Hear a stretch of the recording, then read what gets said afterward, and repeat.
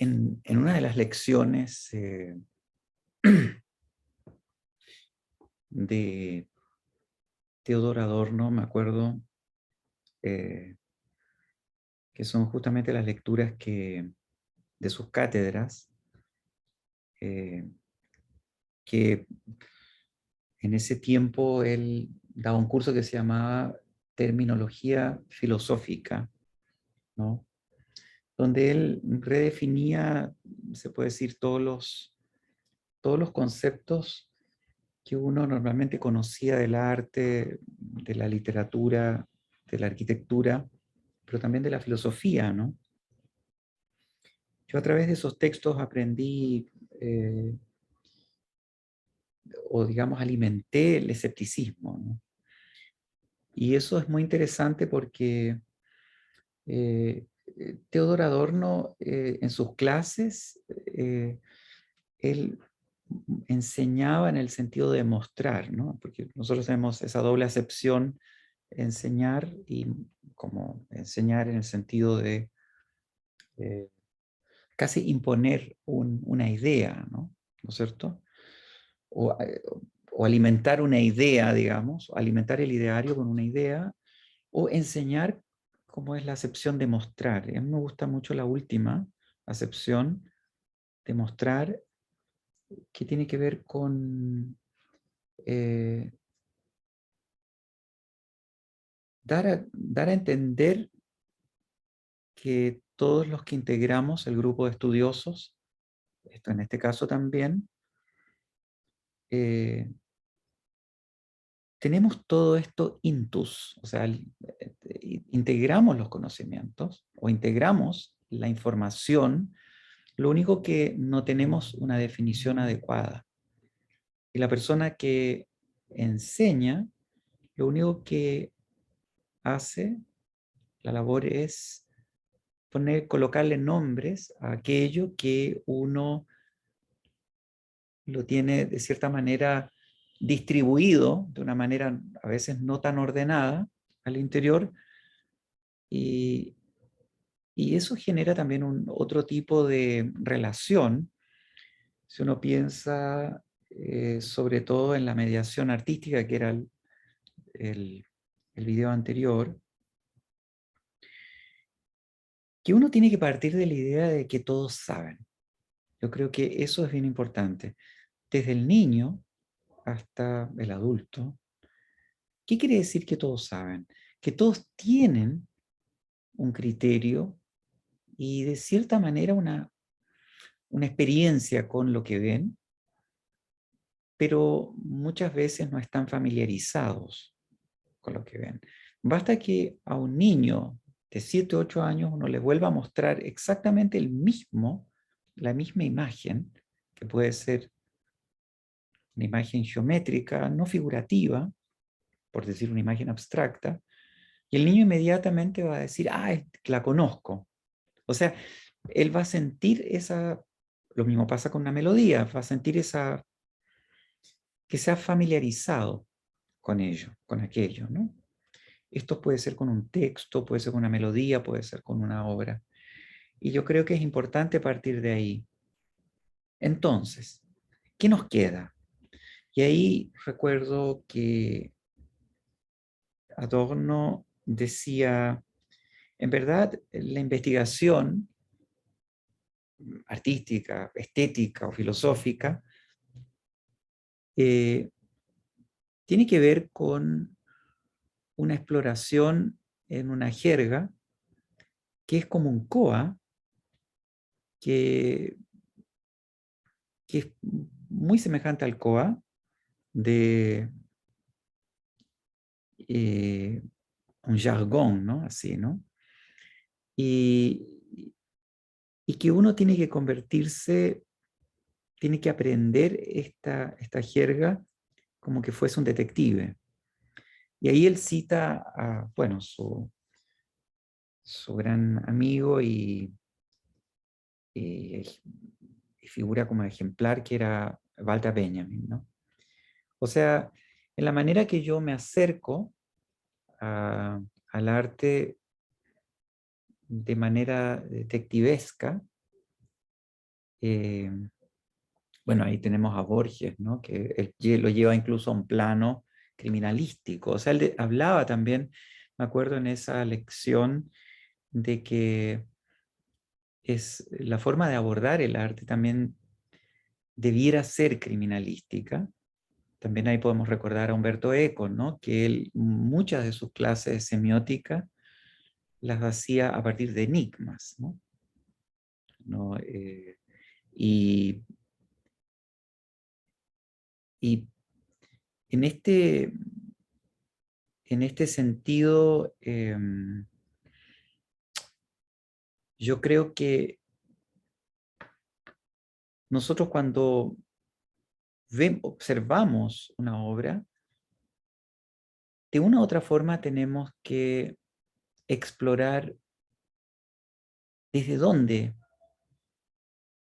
se hizo esta obra, qué es lo que el artista vio para crear esta obra. Nosotros diríamos en un texto literario, bueno, ¿qué leyó el autor, no? Hoy día nos preguntamos, bueno, ¿qué es lo que leyó el autor? Entonces, inmediatamente, el autor es una fuente de citas que nos lleva prácticamente a su biblioteca, ¿sí? Y que eso está tiene un enlace muy significativo también con el patrimonio, ¿no? Patrimonio tiene que ver un poco, o sea, no un poco, sino que tiene que ver con el tema de la memoria. ¿Pero qué quiere decir la memoria? ¿Qué quiere decir? La gente cuando habla de memoria se imagina siempre el pasado. Y de ahí a veces se malentiende lo que es patrimonio. El caso, por ejemplo, de Aby Warburg, que nació en 1866 en Hamburgo y que de una u otra forma busca explicarse temáticas artísticas, ¿no? O sea, busca comprender la civilización europea, en este caso, a partir de la historia de la cultura, el arte, ¿no? Y él aborda esto en la manera en que junta diferentes objetos de forma indiscriminada, se puede decir. O sea, pueden ser obras de arte, pueden ser cartas, pueden ser objetos, pueden ser distintas figuras de la cotidianeidad, de lo cotidiano, que los aúna, también muebles, y los aúna en espacios que permiten hacer un recorrido de la historia de la civilización. O sea, es una forma, uno podría decir como, es casi una idea operática, ¿no? Una idea como uno se imaginaría una ópera, pero instalada, una instalación operática, ¿no? Ópera entendiéndolo como un una obra de arte integrada, una obra de arte integral, ¿no? La idea del Gesamtkunstwerk, la que tenía Richard Wagner, ¿no?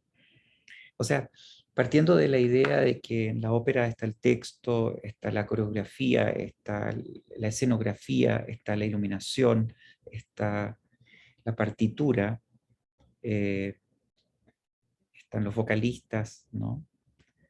Están, bueno, y toda la orquesta, pero también está la historia, ¿no? Si uno piensa en Verdi, a partir de La Dama de las Camelias, ¿no? De Alexandre Dumas, y cómo Giuseppe Verdi transforma esto después en La Traviata, en una ópera, ¿no? De la época, ¿no? Que en verdad hay que entender, para entender la Traviata, o digamos, una forma de entender la Traviata, ¿no? Es comprender la Francia después de la Revolución, ¿no? Eh, y la Francia del siglo XIX, y comprender los problemas de clase que había, ¿no? La falta de inclusión, etcétera, ¿no? Pero eso es un tema, digamos, de la Traviata, ¿no? Que se puede trabajar muy, muy bien. Eh, o sea, así como, como una ópera así, se pueden trabajar muchos temas, temáticas artísticas en cuadros, digamos, operáticos, ¿no? En cuadros operáticos. No necesariamente una ópera así como uno se la imagina, así como eh, de esas tremendas obras así, no sé, grandilocuentes, sino que en cuadros operativos, que pueden ser cuadros de 50 minutos, de 100 minutos, ¿sí?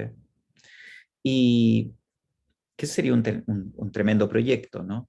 Fernie-Howe, por ejemplo, Brian Fernie-Howe en el año 2004, 2003-2004 hizo una ópera, se estrenó una ópera sobre Walter Benjamin, por ejemplo, para no ir más lejos, tan lejos, ¿no?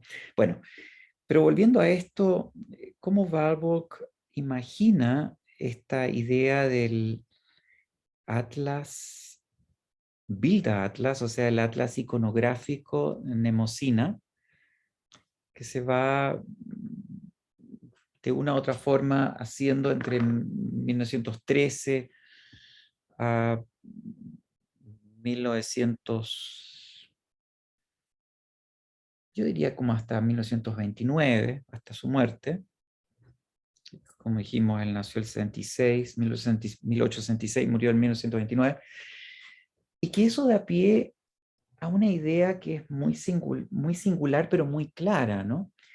Que cada vez que uno mira una obra, ¿no?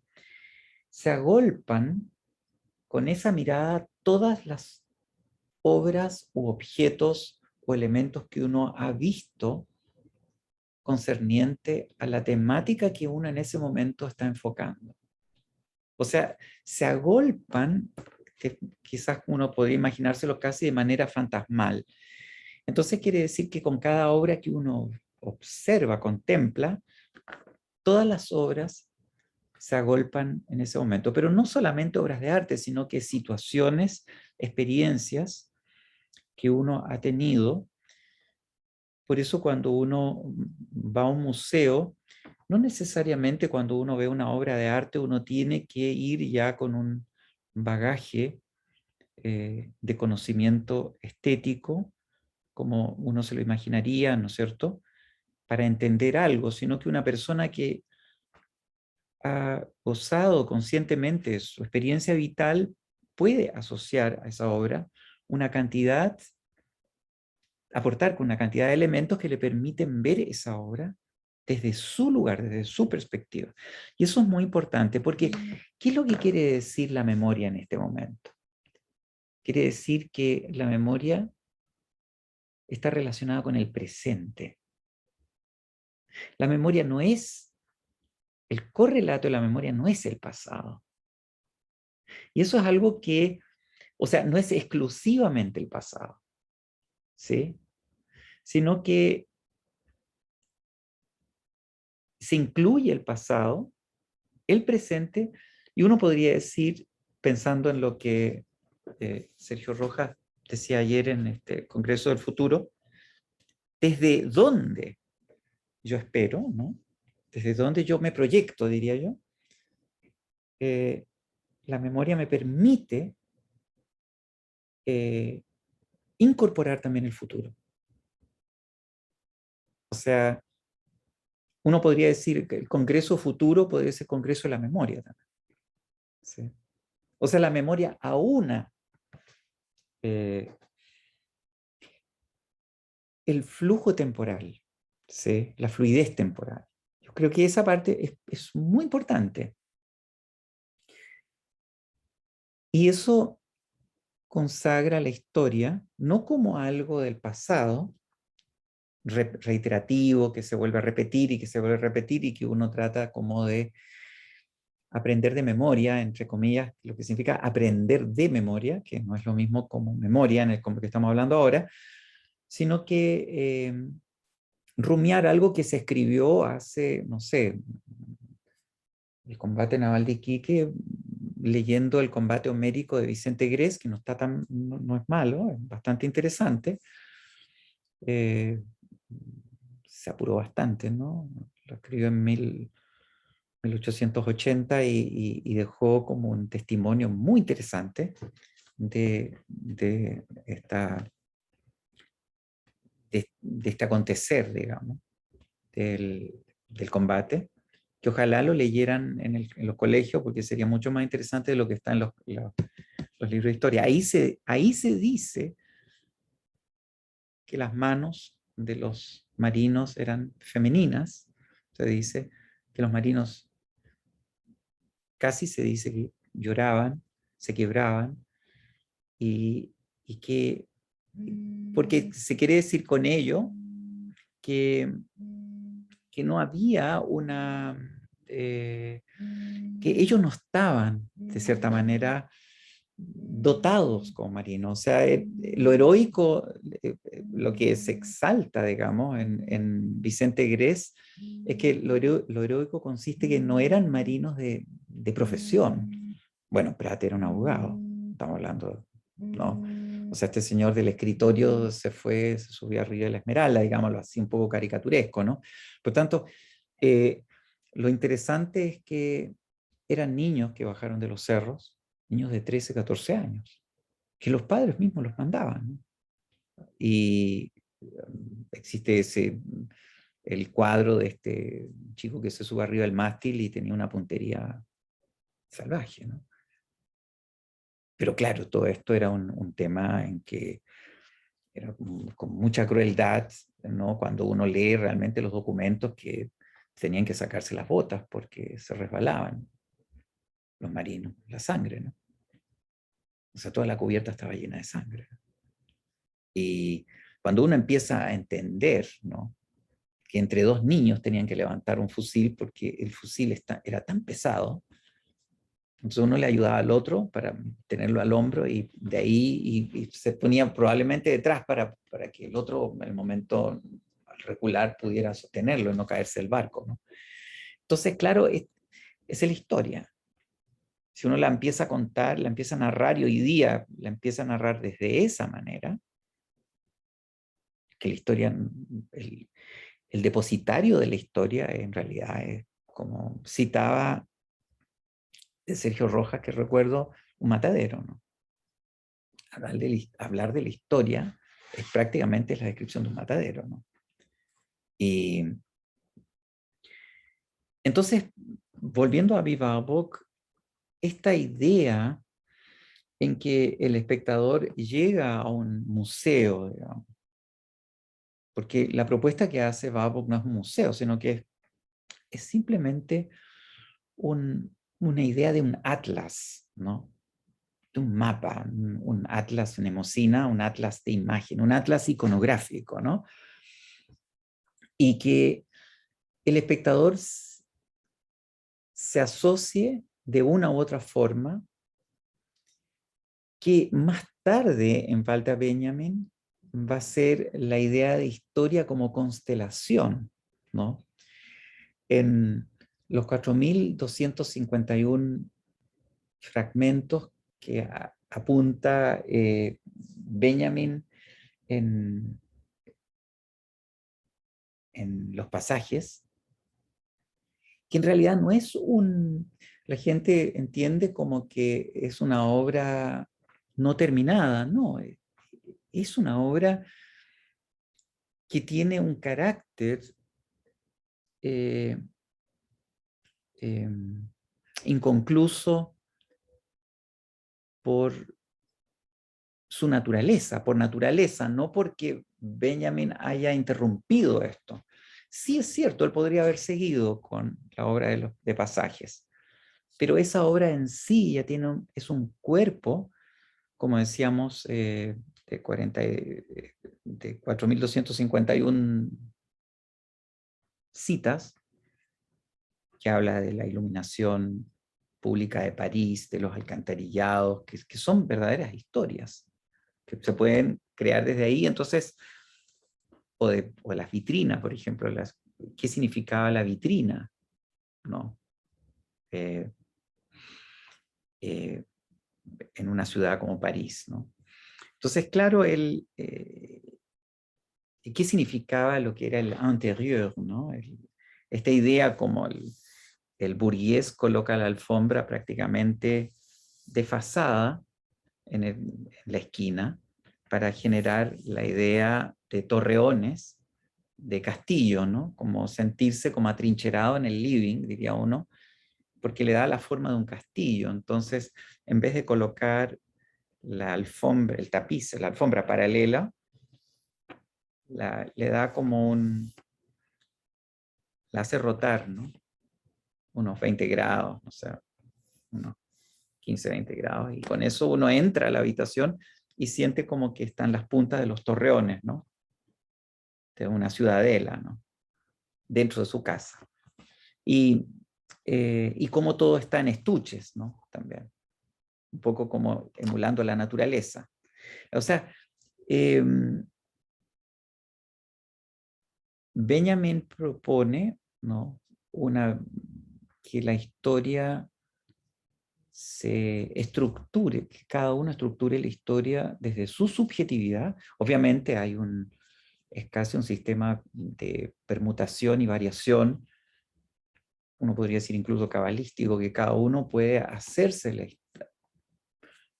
contextualizar la historia a su manera. Hay mucho material, y eso, claro, uno podría decir, es una figura que que es inspirada en Warburg. Es muy probable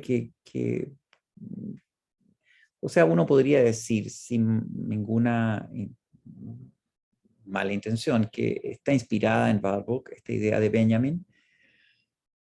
Y de ahí, claro, otras figuras como Ernst Cassirer, que fue el profesor del asistente de Avi Warburg, que fue Gertrude Bink, a la que quisiera volver después a hablar sobre ella, que yo creo que es una figura muy importante, una persona muy importante, pero también Saxel, que fue el que ayudó, que apoyó, que era un joven historiador, nacido en 1890, que es el que finalmente, cuando muere Avi Warburg, él coordina el traslado a Londres. Estamos hablando de un periodo difícil, un periodo en que con la asunción del nazismo, y que probablemente todo ese material se iba a perder si los hermanos de Warburg, y en coordinación con Fritz Saxel y Gertrude Bink, que también estaba ahí, no hubiesen reaccionado a tiempo. Y claro, figuras como Erwin Panofsky y Raymond Klibanski, que los conocemos, que pues todos emigraron, ¿no? Uno viniendo de Hannover, Alemania, y el otro era austríaco, y emigran todos después a Estados Unidos y a Canadá. Y, y el que finalmente sigue hoy un poco la posta vendría siendo Georges Didi Huberman, ¿no? Que es el más conocido, ¿no? Pero si volvemos atrás, ¿no? Apenas muere Avi Warburg el 29, Gertrude Bink reúne las obras de Warburg y las publica en ese tiempo, en 2 tomos. ¿Y quién era Gertrude Bink? Una mujer que acompañaba a Avi Warburg a las distintas exploraciones que hacía. Se fueron junto a Italia, viajaron por Italia, y es muy interesante cómo Avi Warburg trata a esta mujer que es 26 años menor que él. Ella había nacido justo la misma época de Benjamin, en 1892, y, y, y la trata también como señor Bingus, ¿no? Y la trata como señor doctor Bingus. Doctor, qué pena que usted no es un investigador, porque usted es excelente como asistenta, ¿no? Y ella se viste también de esa manera, ¿no? Su corte de pelo, su traje varonil, y se da una relación muy especial entre los dos. entre Warburg y Gertrude Bing, llegando al punto que ahora que se han revisado los diarios de, de Gertrude Bing, eh, se llega a la conclusión que ella dialoga con Warburg en la producción de esta nemocina, que de cierta manera estaba andando, pero ella le da como, al parecer, le da cuerpo a esto. Pero así como ella le da cuerpo, desaparece en la historia. Y queda Warburg como la fuente citable en la historia del arte. Por eso, claro, cuando nosotros miramos, cuando nosotros hacemos lecturas curatoriales o cuando hacemos lecturas de la historia del arte, es tan importante ver cuál es lo subtextual, cuánto de aquello está detrás del telón, ¿no? ¿Qué es lo que se esconde en realidad? ¿No? Y nos vamos a dar cuenta que en muchos casos el papel de mujeres que han estado no solo de musas, dejémonos de tonteras, o abandonemos la mitología por un instante, y eran mujeres que trabajaban y, y también inventaban y estructuraban algo que aparecía con el nombre de sus parejas. ¿Sí? Estamos hablando de una, no sé si se puede llamar coacción, pero es una autoría común, podríamos decir en el mejor de los casos, pero velada, de una historia velada. Bueno, cuando muere Warburg, asume Fritz Sachs la dirección del instituto en Londres, que existe hasta el día de hoy. Después, él muere el 48 y el 48 asume un hombre llamado Frank Ford. Asume hasta el 54, alcanza 6 años. Después de su muerte, asume la Gertrude Bing, asume la dirección del Instituto Aviv Warburg hasta el final, hasta su muerte en el año 64. Y cuando uno empieza a darse cuenta de la relevancia que tiene todo esto, sobre nuestras reflexiones sobre la memoria, el comprender que la memoria, o sea, no, se requiere y se está haciendo una revisión no solamente del arte, sino que también de la fotografía, porque muchas veces se pensó la fotografía como una idea, como que cada vez que se obturaba, ¿no es cierto?, se generaba una vida pasada, ¿no? O la muerte, digamos, ¿no? Se operaba con la muerte, así como lo habría dicho Roland Barthes, ¿no? Pero también uno tiene que entender que en el instante que se obtura, es un instante del presente.